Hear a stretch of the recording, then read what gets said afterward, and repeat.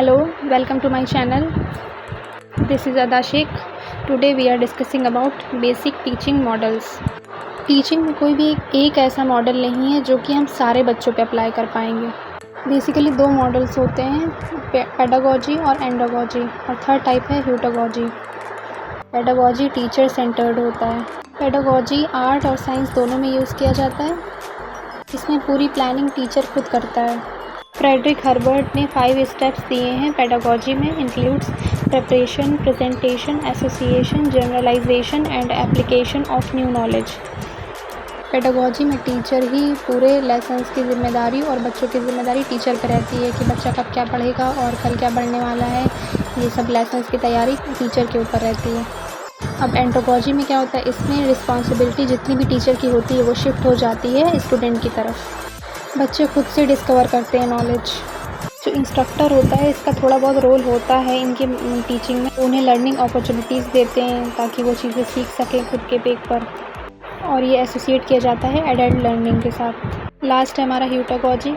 इसमें self determined learning होती है। इसमें सब कुछ खुद से ही करना होता है। इसमें टीचर की कोई इन्वॉल्वमेंट नहीं होती है। हम ये सारी चीज़ों को एक एग्ज़ाम्पल के थ्रू समझेंगे। जैसे छोटे बच्चे होते हैं, उनके टीचर उन्हें डायरी में लिख के देते हैं कि ये काम करके लाना, और करवाते भी हैं वहीं पर, और नेक्स्ट डे वो चेक भी करते हैं कि बच्चे ने वो काम किया है या नहीं किया है। तो ये है पेडागोजी का एग्ज़ाम्पल। मतलब टीचर की पूरी जिम्मेदारी होती है कि बच्चा पढ़े। और एंडागोजी में टीचर ने हमें प्रोजेक्ट दे दिया, असाइनमेंट दे दिए, और उसे एक प्रॉपर टाइम में बनाना पड़ता है। टीचर बस हमें ये बताता है कि हमें ये चीज़ करनी है, हम उसे एक प्रॉपर टाइम पे करते हैं। और ह्यूटागोजी में होता ये है कि एंडागोजी का एक हाई लेवल होता है। इसमें टीचर का कोई इन्वॉल्वमेंट नहीं होता है। जो भी करते हैं हम खुद से ही करते हैं, और खुद को गाइड भी करते हैं पूरा। ह्यूटागोजी में एग्जांपल हम ये ले सकते हैं, जैसे कि कोई बड़ा बच्चा है, वो पढ़ रहा है, लेकिन हमें उसे गाइडेंस की ज़रूरत नहीं है। वो खुद से ही पढ़ सकता है, खुद से ही मतलब खुद को गाइड कर सकता है। इसमें किसी भी टीचर की कोई ज़रूरत नहीं होती है। अब हम पेडागोजी और एंडागोजी के बीच के डिफरेंस को समझेंगे। पेडागोजी जो है वो टीचर सेंटर्ड होता है, एंडागोजी लर्नर सेंटर्ड होता है। पेडागोजी में टीचर के डायरेक्शंस इंपॉर्टेंट होते हैं, और एंडागोजी में लर्नर की खुद की चलती है। हालांकि एक फ्लेक्सिबल प्रोसेस होता है। पेडागोजी में टीचर्स के खुद के गाइडेंस होते हैं, वो मॉनिटर करता है लर्निंग को। एंडागोजी में टीचर सपोर्ट करता है बच्चे को और एनकरेज करता है लर्निंग के लिए।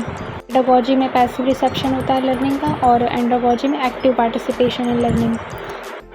पेडागोजी में एक क्लास के अंदर बच्चे को बिठा के सिखाते हैं, और एंडागोजी में बच्चे को वाइडर कॉन्टेक्स्ट दिया जाता है, कहीं पे भी बच्चा हर कहीं सीखता है, सोशली कॉन्टेक्स्ट में भी, घर में भी, बाहर भी, कहीं पे भी। पेडागोजी में जो बच्चे को नॉलेज दी जाती है वो फिक्स होती है, और एंडागोजी में बच्चा खुद से क्रिएट करता है, क्रिएट करके सीखता है, डिस्कवर करके सीखता है।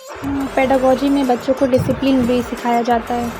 छोटे बच्चों के साथ होता है, एक प्रॉपर टाइमिंग होती है हर चीज़ की, जैसे लंच करने की टाइमिंग। तो उससे बच्चे क्या सीखते हैं, डिसिप्लिन सीखते हैं। एंडागोजी में मल्टी डिसिप्लिनरी अप्रोच होता है, इसमें एजुकेशन पे ज़्यादा फोकस किया जाता है।